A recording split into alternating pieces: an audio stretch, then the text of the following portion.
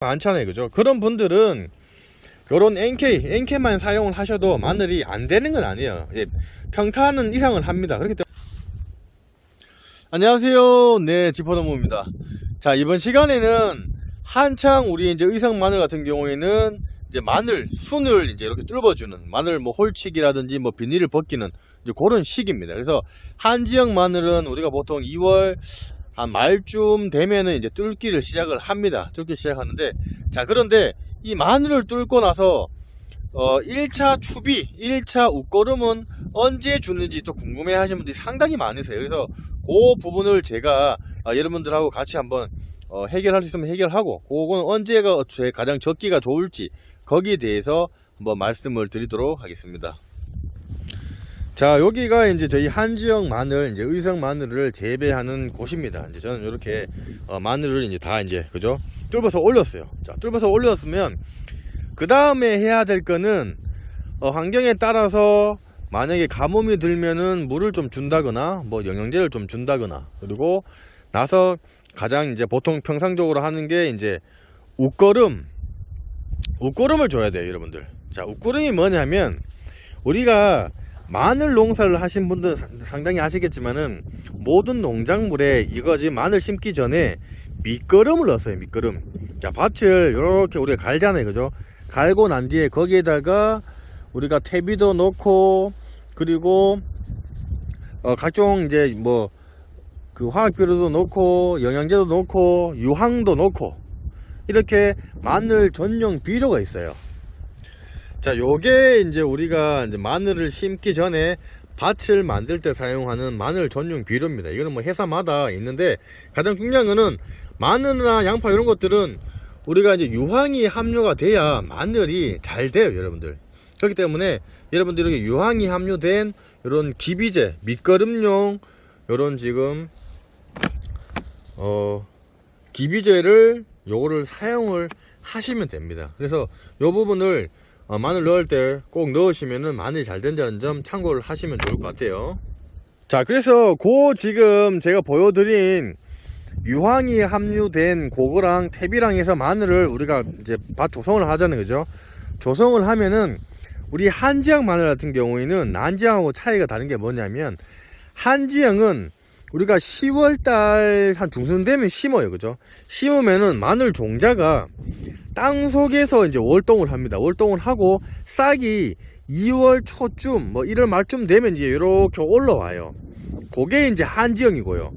난지형은 9월 초 중순에 심어 갖고 싹이 10월 한 중순이나 10월 초 뭐 이렇게 10월 되면 이렇게 올라옵니다. 싹이 올라와요. 올라와서 이런 상태로 되어 있는 상태에서 겨울을 납니다. 나는데 이게 그냥 놔두면은 춥기 때문에 얼어서 잎이 사라집니다. 그렇기 때문에 부직포를 덮어줘요. 그리고 나서 한 1월 날 좋을 때 부직포를 벗겨서 키우는 그런 차이가 이제 뭐 심는 시기라든지, 그리고 올라오는 그 차이, 그리고 수확하는 시기, 그리고 뭐 저장성인 부분, 이런 부분은 따에서도 한지형과 난지형이 차이가 많이 납니다. 자, 나는데, 자, 그러면은 우리가 한지형 마늘 같은 경우는 요렇게 지금, 그죠? 제가 2월 지금 말쯤에 이렇게 지금 요걸 자, 갈고리를 이용해서 지금 올립니다. 올리면은, 이걸 올리고 나서 우리가 가장 먼저 해야 될 거는 뭐냐 하면 1차 추비예요. 근데 1차 추비 전에 가장 중요한 게 뭐냐면, 요게 이제 가뭄이 많이 드는 시기에는 물을 먼저 주고 난 뒤에 1차 추비를 주고, 혹은 비가 조금 오면은 좋지만은 그런 부분, 가뭄적인 부분도 생각을 하셔야 됩니다. 자, 그래서 요즘은 이런 부분들 때문에 뭐 간수시설 설치를 하시는 분들도 있고 한데, 그렇게 해 놓으시면 좋아요, 시설 투자를. 자, 그래서 1차 추비는 그럼 언제 하는 게 가장 좋냐? 자, 만약에 내가 2월 말에 했다, 그러면은 10일경, 이걸 뚫고 나서 10일경 내외로 1차 추비를 주시는 게 좋아요. 그리고 1차 추비를 줄 때는 전날 비가 온다는 소식이 있고 난 뒤에, 뿌려 놓은 뒤에 비가 오면 가장 좋고요. 자, 그래서 1차 추비는 주는데, 그럼 1차 추비는 뭘 주면 되냐? 예, 그런 분들인데 1차 추비에 주는 거에 대해서 제가 잠깐 말씀을 드릴게요. 자, 1차는 우리가 보통 마늘에 더 필요한 영양분을 더욱더 추가적으로 주기 위해서 우리가 넣는 건데, 보통 일반적으로 통상적으로 주는 거는 우리가 NK입니다. NK. 예. 농사를 저희도 뭐 할아버지 때부터 아버지 때부터 하고 있지만은 NK만 되어 있는 것만 해서 저희가 1차 2차 많게는 3차까지 주기적으로 주기도 해요. 뭐 농사를 한다고 안 되는 건 아닙니다.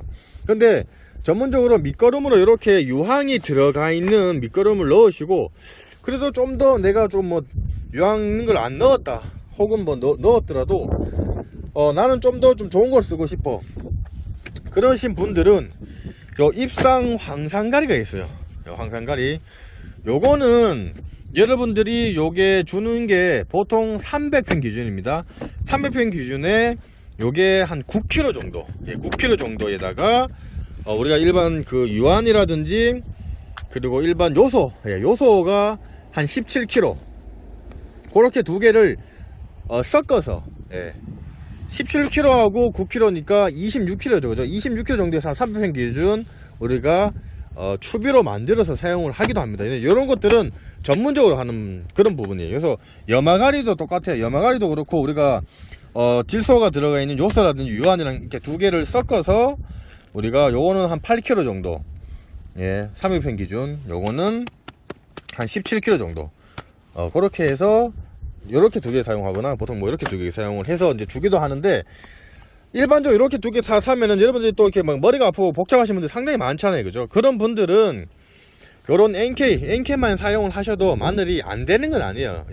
평탄은 이상을 합니다. 그렇기 때문에 이런 걸로 해서 한번 사 놓으시면은 여러분들이 다른 작물에서도 NK가 추가적으로 많이 들어갑니다. 배추도 그렇고 모든 농작물에는 NK가 추가로 웃거름으로 많이 사용을 하니까 이런 거 한 포를 사두셔 갖고 여러 작물에 사용을 하시는 게 가장 이점이 좋을 수도 있다는 걸 말씀을 드릴 수가 있습니다. 자, 그래서 제가 이 주는 시기에 대해서 이제 말씀을 드린 게 뭐냐면, 다시 한번 말씀을 드리면은, 이 주는 시기는 정말 중요합니다, 여러분들. 이게 1차, 2차, 3차, 많게는 4차까지 주시는 분들도 있는데, 이 비료나 이런 영양분들이 너무 많이 늦게까지 공급을 하게 되면은 이 마늘이 2차 생장을 해갖고 마늘이 벌어지는 그런 마늘이 돼서 상품성으로 쓸 수 없는 것들이 발생을 하기 때문에, 여러분들이 이게 주는 건, 안 주는 건 못할 정도로 너무 과하면 안 된다는 얘기예요. 그래서 제가 다시 한번 말씀드리면은 1차는 뚫고 나서 보통 한 일주일 내에 뿌려주시는 게 좋고, 그러니까 보통 우리가 2월 말에 뚫으니까 2월 말에서 3월 초에 1차 뭐 NK 비료라든지 아까 제가 말씀드린 뭐 유한 혹은 요소 요거 17kg 한 포 17kg에다가, 그리고 우리 황산칼륨입니다. 요거 한 9kg 이렇게 섞어서 26kg죠. 그렇게 혼용을 해서 섞어서 이제 밭에 300편 기준으로 해서 뿌려 주시는 게 여러분들한테 도움이 된다는 점 말씀을 드리는 거고, 나는 그게 힘들어 하시는 분들은 그냥 NK로 해서 뿌려 주셔도 마늘이 안 되는 게 아니기 때문에 평타로 치시고 할 수가 있기 때문에 그렇게 사용을 하시면 되고, 그리고 가장 중요한 게 뭐냐면, 마늘 농사나 다른 밭작물을 하시더라도 텃밭을 조금 하시는 분들은 솔직히 크게 문제가 안 됩니다. 그렇지만은 기본적으로 200평, 뭐 100평, 뭐 300평 이상 하시는 분들은 이 토양에 내가 밑거름이 아니고 어떤 성분들이 충분하고 과하고 많고 그리고 적은지를 알아보기 위해서는 토양 분석을 의뢰를 해야 돼요. 그거는 어디서 할 수가 있냐면 각 시군마다 농업기술센터라는 데가 있어요. 거기 가시면은 토양 분석을 해주는 데가 있어요. 그러면은 거기에 의뢰를 하면은 시료를 한 군데만 채취를 하는 게 아니고, 이게 만약에 300평이 되잖아요. 그러면은 한 여러 군데, 가 쪽에서 한 두 군데, 그리고 중간에 한 두 군데, 또 끝에 두 군데, 뭐 이런 식으로 해서 깊이는 보통 한 15cm 정도는 10cm에서 15cm 정도 깊이는 들어가서 거기서 이제 흙을 파서 그 흙을 가지고 라벨에다가 표시를 해서 기술센터에다 의뢰를 하면은 분석을 나옵니다. 질소가 과다다. 보통 이런 밭 같은 경우에는 관행으로 농사를 했는데기 때문에 뭐 토양 분석을 한 번도 안 했을 거예요, 일반 농가들은. 그런데 요즘은 그렇게 분석을 하시면은 분명히 질소기가 가다기 때문에 질소가 들어간 비료는 최대한 줄이라고 얘기를 할 겁니다. 이게 예전에는 토양 그 화학 비료가 나오기 전까지는 처음에 나왔을 때는 한두 번 치면 효과가 진짜 좋거든요. 토양이 그때는 화학 비료를 많이 안 먹었기 때문에. 근데 이게 몇 수십 년 동안 화학 비료가 축적이 되다 보니까 토양 자체에 질소가 함량이 많이 올라가고, 그리고 비료가 안 녹고 이런 것들이 상당히 많고 산성 토양이 되면서 이 토양 자체가 뭘 심더라도 농사가 안 되는 그런 경우들이 있어요. 그렇기 때문에 지금 시기에는 여러분들이 토양 분석을 통해서 추비를 주시더라도 그런 거에 맞춰 갖고 조절을 하시면서, 내가 밑거름을 뭘 넣었기 때문에 어떤 부분에 웃거름을 줄 때는 뺄 건 빼고 조금 첨가할 건 첨가하고, 이런 게 아마 이제는 수치화를 시켜서 적당히 주셔야 다음 해 농사, 그리고 그 이후에도 농사가 양호하게 될 수 있는 그런 좋은 점을 날 수가 있으니까 그 점을 참고하셔 갖고 하시면 좋을 것 같습니다. 자, 보시면서 궁금한 사항 있으시면 댓글 남겨놓으시면 제가 상세하게 설명을 해드릴 거고요. 조금이나마 도움이 됐으면 저희 지포농부 구독하기와 좋아요, 공짜고 무료입니다. 구독하기 좋아요 부탁드릴 거고, 그러면 다음 시간에는 300평 기준, 100평 기준 텃밭 농사 하시는 분들, 그분들을 위해서 이 1차 추비는 양이 얼마가 들어가고 어떤 걸 쓰면 좋은지에 대해서 말씀을 드리도록 하겠습니다.